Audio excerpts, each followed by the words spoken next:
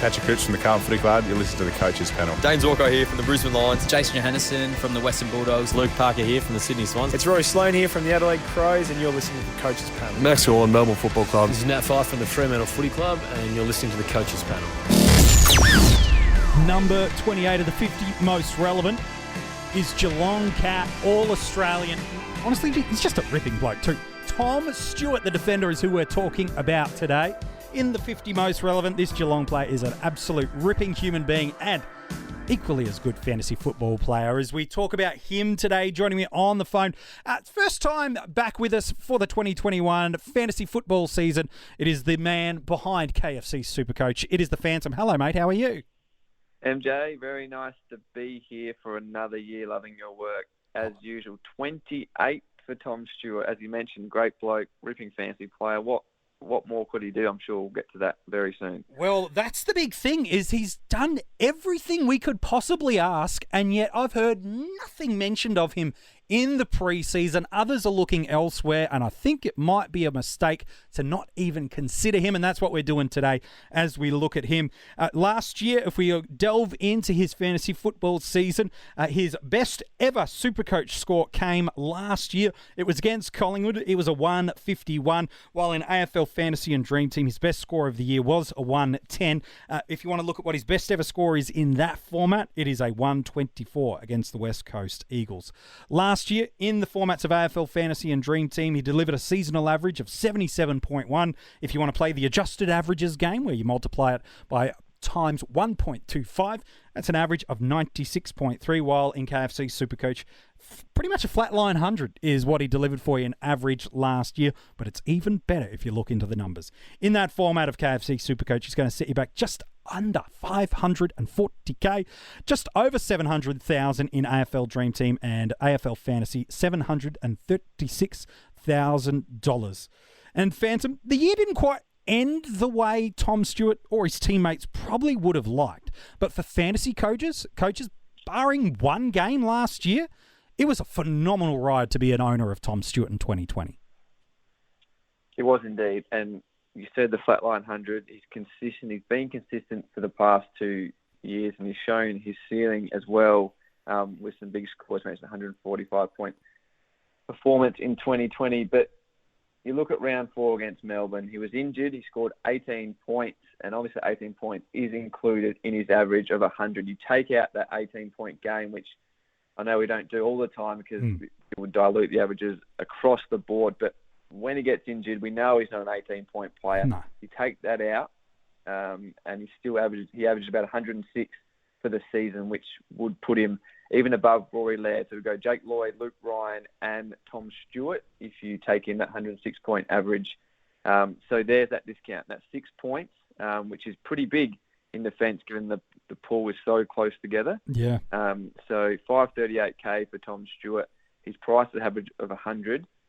But probably really averaged more 106 last season if you take out that 18-point score. So, as you said, players, KFC SuperCoach players and fantasy players alike, probably overlooking him. Jake Lloyd, he's a must-have. Rory Laird after his midfield role. Luke Ryan was good last year. Lockie Whitfield's a defender. You go with those guys at the top, then to fit them in, you probably got to go down to the next bracket in the 400s or the 450s, your mid-prices, then your rookies. So, you're probably overlooking that sort of 500 to 530 to 540 range. That's where Tom Stewart sits because of that injury-affected score. Yeah, but it was still, as you said, a really strong year in KFC SuperCoach. Ended the year ranked 10th by averages for all defenders. Again, you heard some of the numbers about how that's actually not quite a full reflection of what he delivered in the year. But even though he missed 3 full games through injury, plus really let's call it 4 with a busted shoulder because it was early in the first quarter, he still actually outscored Jack Lukosius and Dan Houston, who both were big hype players last year. Both were in 10% of sides by the end of the year, and yet he still outscored both of those guys and missed basically 4 games right throughout the season. He ended the year like an absolute freight train. 7 consecutive tons to end the year in KFC SuperCoach. He averaged 111 over that back end of time. And if you picked him up once that 18 rolled out of his average and out of his score, gosh, man, you got yourself a high-value performer at an absolute discount right. In AFL Fantasy, only 4 players had a higher average in the back line than Tom Stewart. And as impressive as that sounds, it actually is even better because one of them, of the 4, was Jeremy Howe. He played just the 4 games, so let's discount that. The other was Alex Witherden, who only played a handful of matches as well. So in that format of the game, in reality, it was only Lloyd and Laird who ended with seasonal averages higher than him. And again, he ranked 21st in that format for defenders for total points. Again, not bad for a bloke that missed 17% of the season, and yet he's still basically inside the top 20 players for that format. And again, in AFL Fantasy, a great run home towards the end, a 7-game average to end the year of 88, right in the mix of that incredibly strong year. And Phantom, you mentioned it's not exactly a one-and-done big year 2 for Tom Stewart. He's been doing this almost since he joined the AFL as a mature age recruit.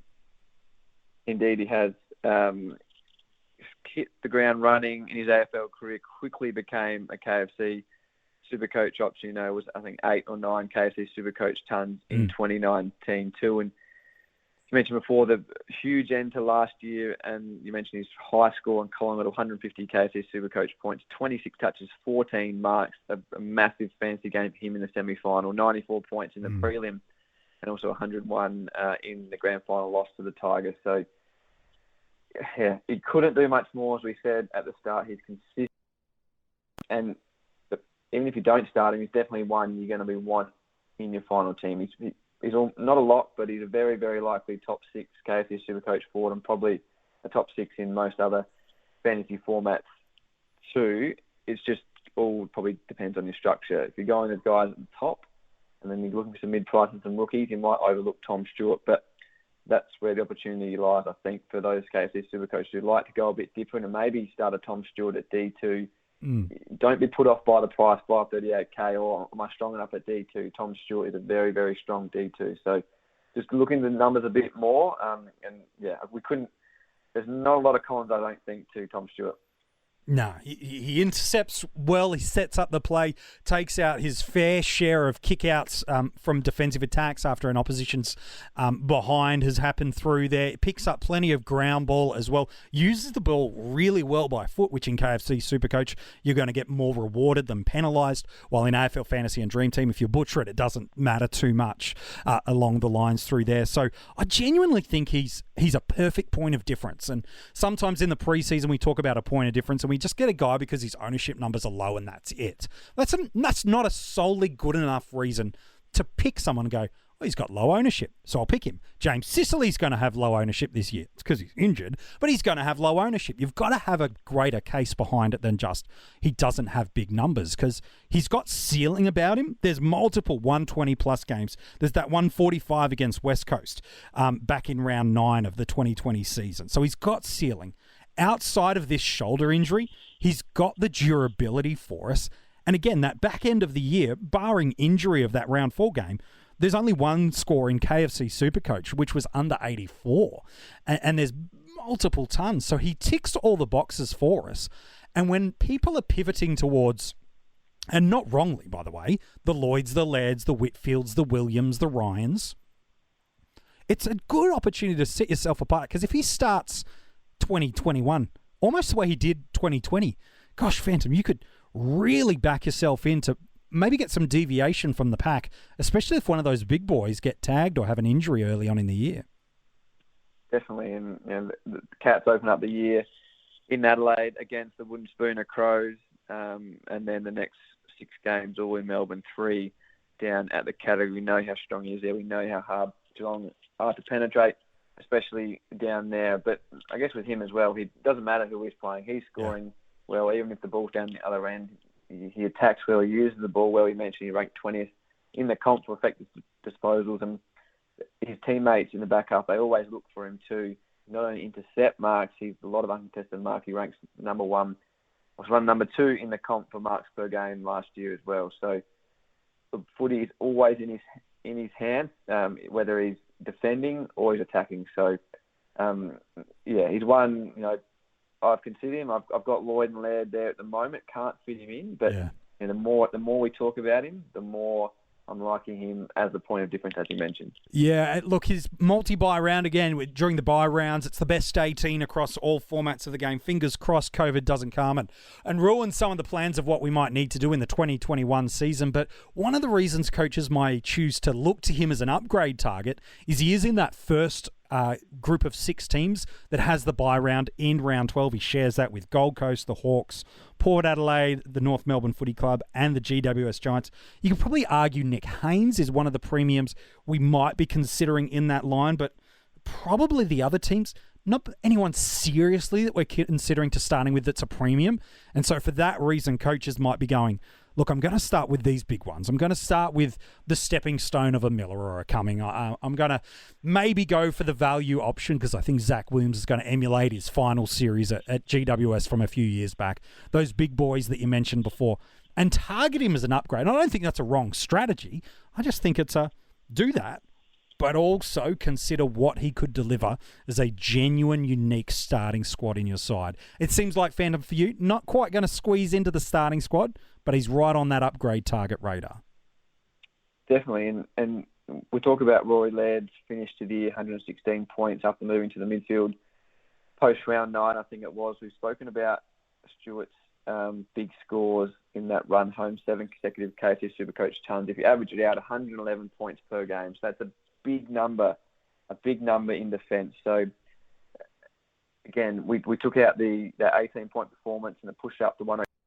Look at his run home, 111 points. Yeah. You know, he's a lock for that top 3 or 4 in defence. And you're right, he could get you that big jump to start with, playing the Crows first round.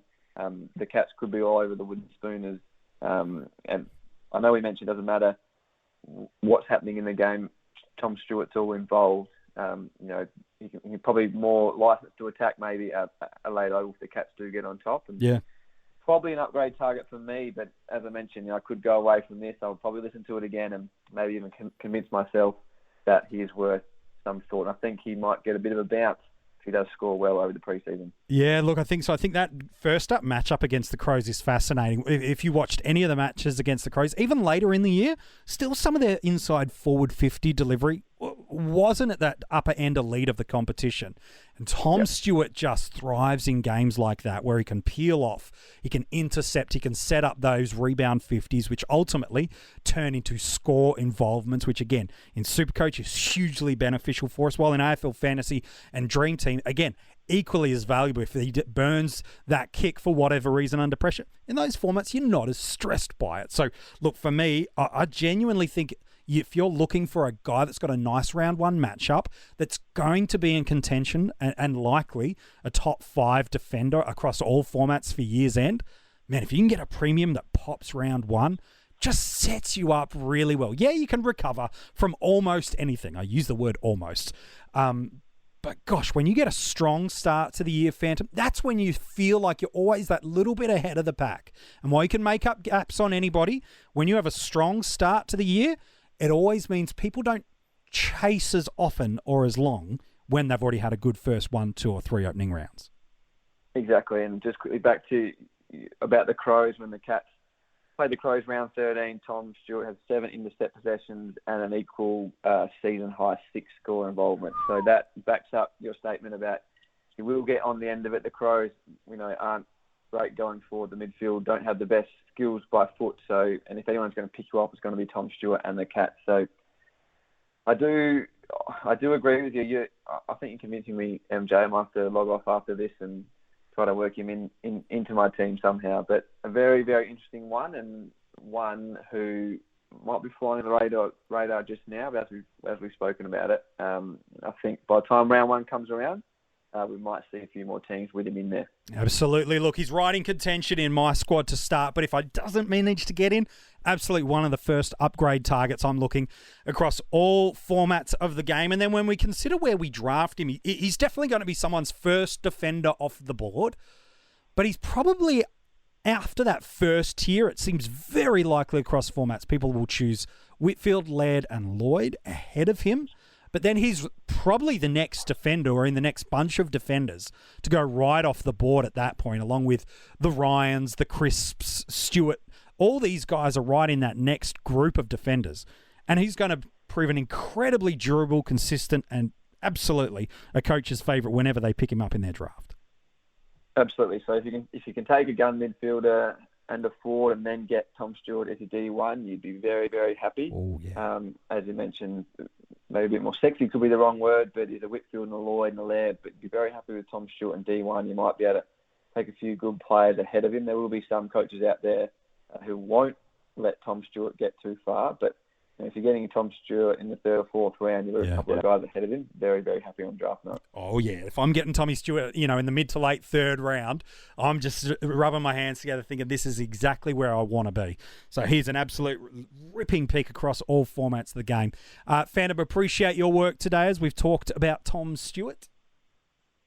Pleasure, MJ. We'll speak to you very soon. Yeah, look, we'll catch up again tomorrow. Tell you what, we'll call you again tomorrow. We'll get you on. I got a player. We'll go to the midfield. Who we got? Can you tell me? Not a chance. I'm not telling you. I'll call you tomorrow. We'll figure it all out.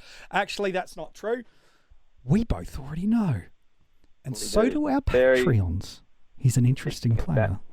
Speaking of value as well, and a very interesting KC SuperCoach draft across all formats. So tune in tomorrow. All right, well, there you go. You've heard it from the Phantom. Tune in tomorrow to go and check out that episode. You can go to coachespanel.tv. Just remember your own website, MJ. There you can read the article on Tom Stewart. And while you're there, that's where it's got all the links to join our Patreon supporter group because they already know who we're talking about for tomorrow because it's Inception style. We've already had this conversation, but we haven't had this conversation. Who is it? We'll tell you about it tomorrow here at the Coaches Panel as we talk about the 50 most relevant players for fantasy footy in 2021.